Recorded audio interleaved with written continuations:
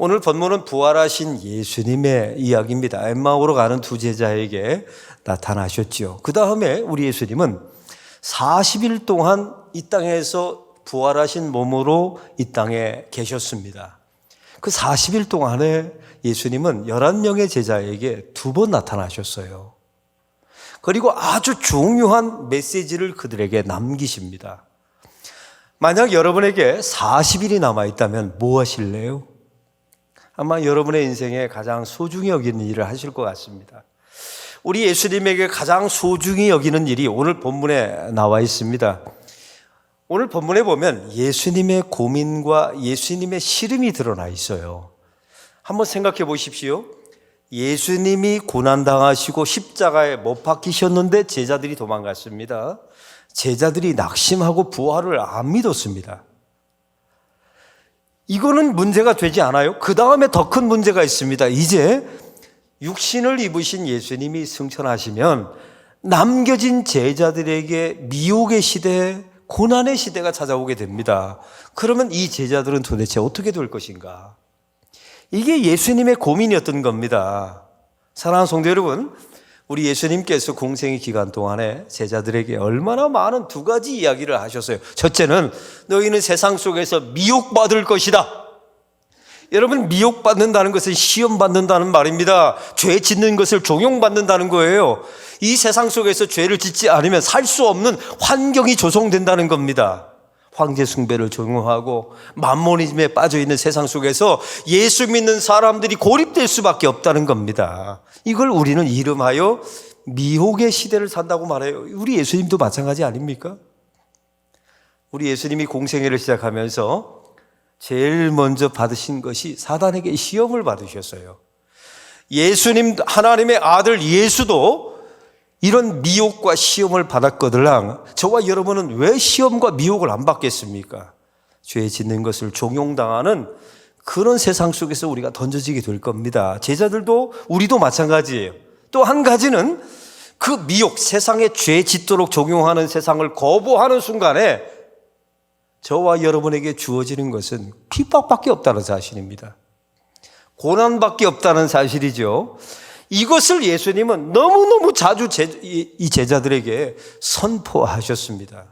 근데 제자들은 이런 말씀이 가슴 속에 들어와 있지 않은 거예요. 예수 믿고 한 자리 해야지. 하나님의 나라가 임하면 나도 군림하고 영광을 차지해야지. 이런 헛망상에 사로잡혀 있었던 것입니다. 바로 이런 제자들에게 예수님께서 40일 동안 계시면서 나타나셔서 극약 처방을 하십니다. 가장 좋은 말씀의 처방을 하시죠. 이게 누가복음 24장 49절에 나와 있습니다. 볼지어다 내가 내 아버지께서 약속하신 것을 너희에게 보내리니 너희는 하늘로부터 능력으로 입혀질 때까지 이 성에 머물라 하시니라. 할렐루야. 이게 예수님의 처방이었습니다. 이 예수님의 말씀 가운데 가장 중요한 대목이 있습니다. 내 아버지께서 약속하신 것을 내가 너희에게 보낼 것이다 라고 말씀하셨어요. 아버지께서 약속하신 것이 무엇입니까? 성령님이셨던 겁니다.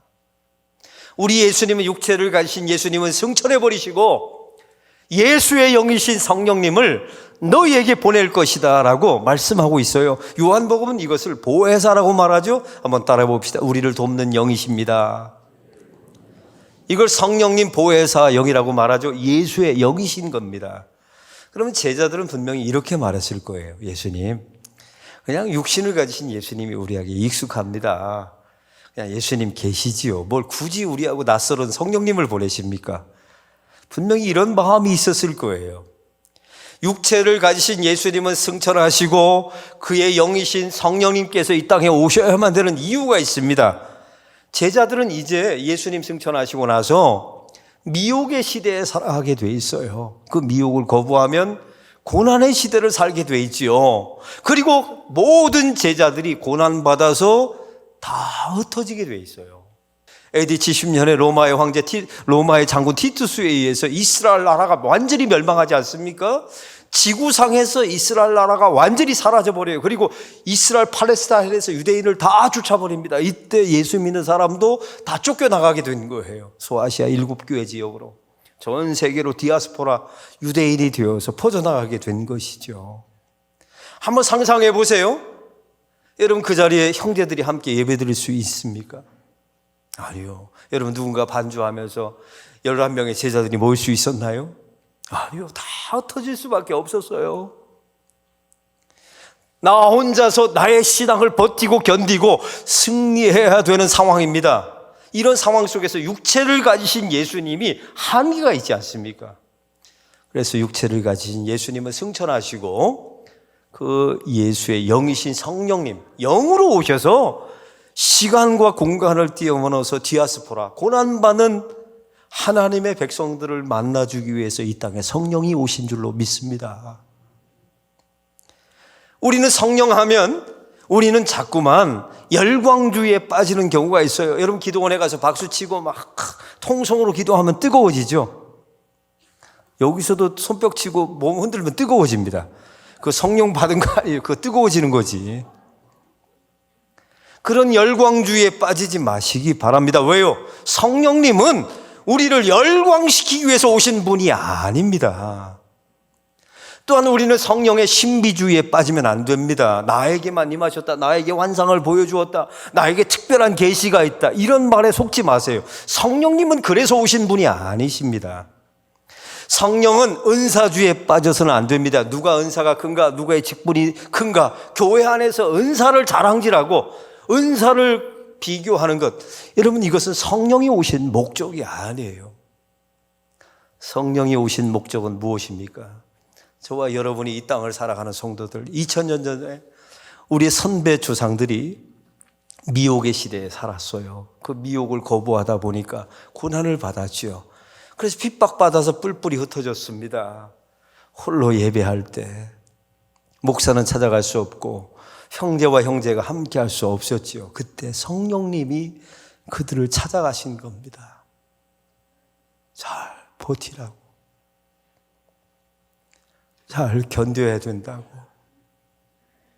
끝까지 배교하지 말고 승리하라고 성령께서 그 자리에 찾아가신 것입니다. 우리 교인들을 보면 여러분 이렇게 다 멀쩡하게 예배드리고 있지만 지금 거의 100여 명의 교인들이 요양원에 있습니다. 죽음의 날을 기다리고 있어요. 그분들 곁에 여러분 우리와 함께 다 예배드렸던 분들입니다. 다 뿔뿔이 흩어져 있어요. 형제 없습니다. 예배 반주 지휘자 아무도 없어요. 홀로 예배드려야 합니다. 우리 교인 한 권사님이 그러시더라고요. 목사님, 요양원에 있다 보니까 정말 힘듭니다. 그래서 뭐가 힘듭니까 했더니, 목사님, 하늘나라 갈 정도 됐으면, 그 정도 때가 됐으면 좀 인생을 깊이 회개도 해보고 인생을 추억해 보면서 경건하게 가야 되는 것 아닙니까? 근데 목사님, 요양원에서 죽어가는 노인들끼리 만났는데 돈 자랑하고 있고요, 자식 자랑하고 있고, 내가 이런 잡것들과 함께 죽는 게 너무 억울합니다. 그러더라고요. 그러면 그런 줄 아세요, 여러분? 그런 성도에게 목사는 못 찾아갑니다. 1년에 한 번 찾아갈까 말까 해요. 여러분 자녀들도 그렇게 자주 찾아오지 못합니다. 여러분 그런 성도들에게 누가 찾아가십니까?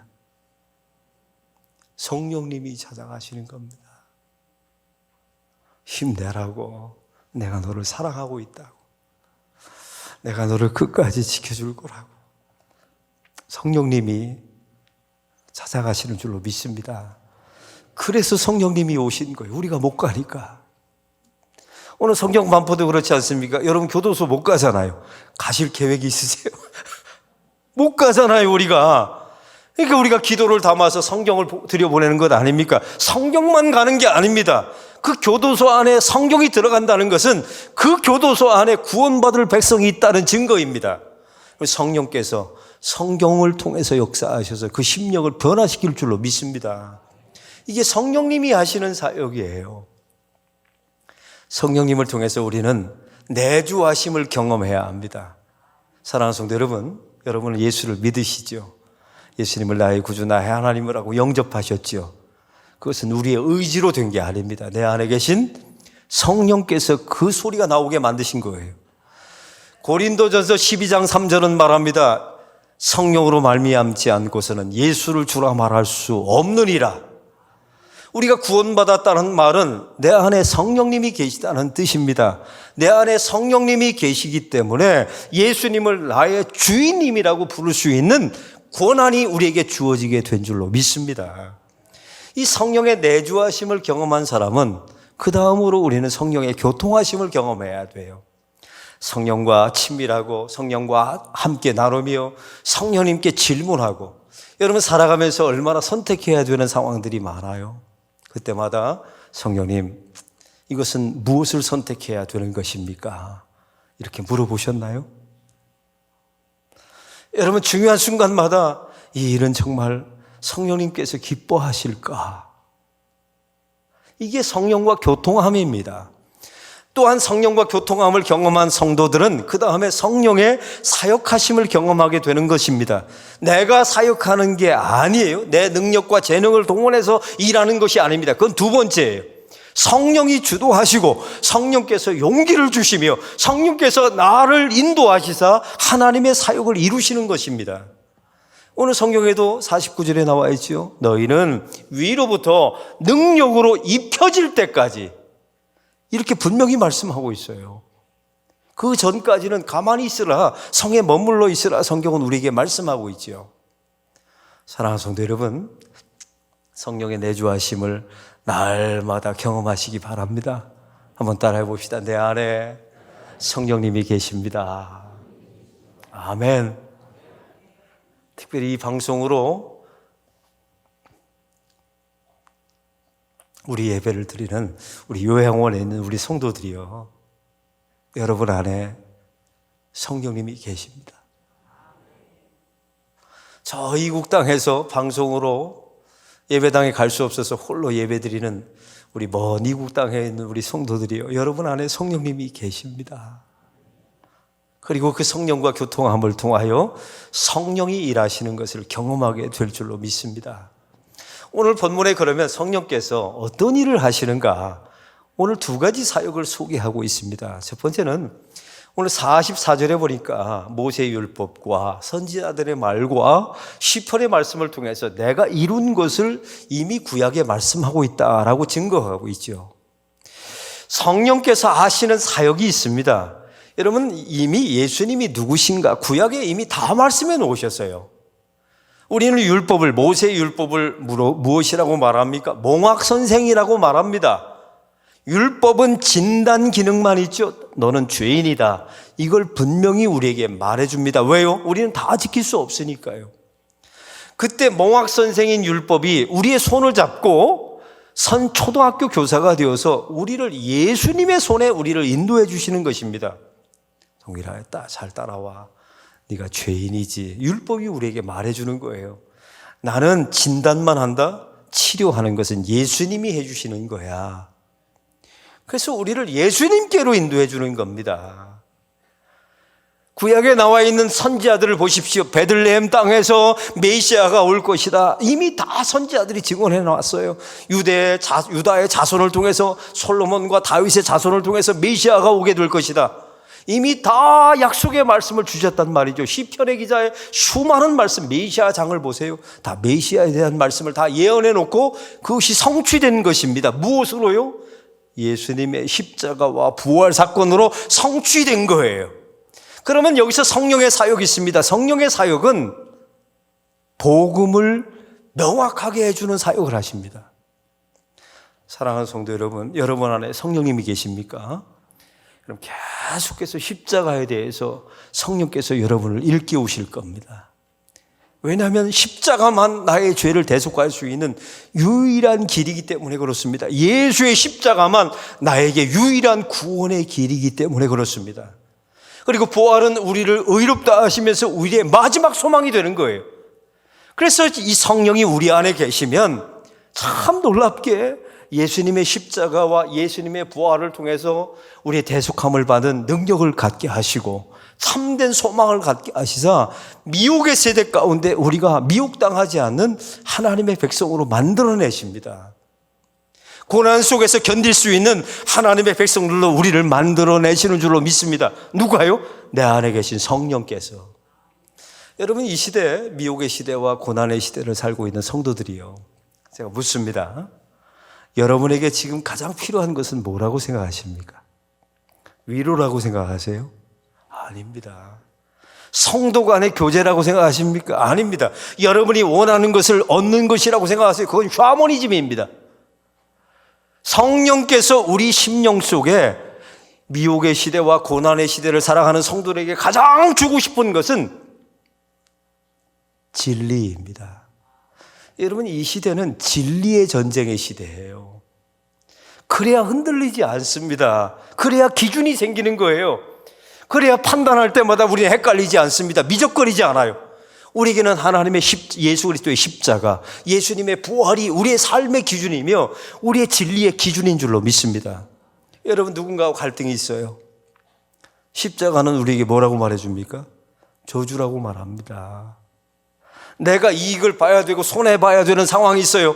십자가는 뭐라고 말합니까? 손해보라고 우리에게 말씀하십니다. 내가 보복하고 내가 희생해야 되는 상황이 있습니다. 성경은 십자가는 우리에게 뭐라고 말씀하십니까?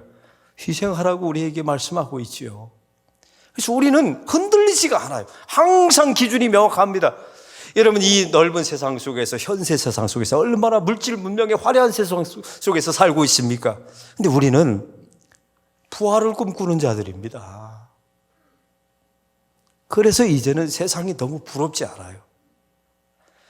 지금까지 내 인생에 살아왔던, 목매면서 살아왔던 모든 삶의 가치와 기준들이 예수의 이름으로 바뀌어지게 됩니다. 어떻게 해요? 부활을 꿈꾸는 자들은 바뀌어야 되는 거예요. 우리는 진리의 전쟁 시대 속에서 살아가고 있습니다. 여러분, 예수님의 제자들을 보십시오. 성령이 들어오셨어요. 그리고 성령께서 진리를 명확하게 하시사 이들은 다 순교자의 길을 걸어갑니다. 미혹의 시대를 이겨내요. 이들은 고난의 시대를 견뎌냅니다. 아니, 승리합니다. 할렐루야. 이런 역사가 저와 여러분에게 일어나기를 소망합니다. 또한 오늘 성경을 보십시오. 오늘 47절에 성경은 우리에게 말씀하시죠. 그가 말씀하시되 예수 그리스도께서 죽으심과 그의 부활에 대해서 이르시되 라고 나와 있습니다. 바로 이것이 진리였던 겁니다. 이것을 계속해서 성령께서 일깨우시는 거예요. 교회도 마찬가지입니다. 교회가 사람의 교회이냐 성령의 교회이냐, 이 표지가 무엇인 줄 아십니까? 말씀을 전하면 전할수록 예수님이 드러나면 그 교회는 성령의 교회입니다. 사역을 하면 할수록 사람이 드러나고 조직이 드러나는 교회는 성령의 교회가 아니에요. 성령의 교회가 떠난 겁니다.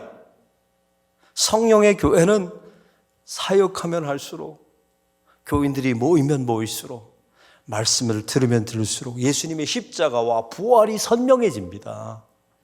그 진리가 미혹의 시대를 이기게 만들어낼 것입니다. 고난의 시대 속에서 하나님의 백성들을 버티고 견디고 승리할 수 있도록 만들어낼 것입니다.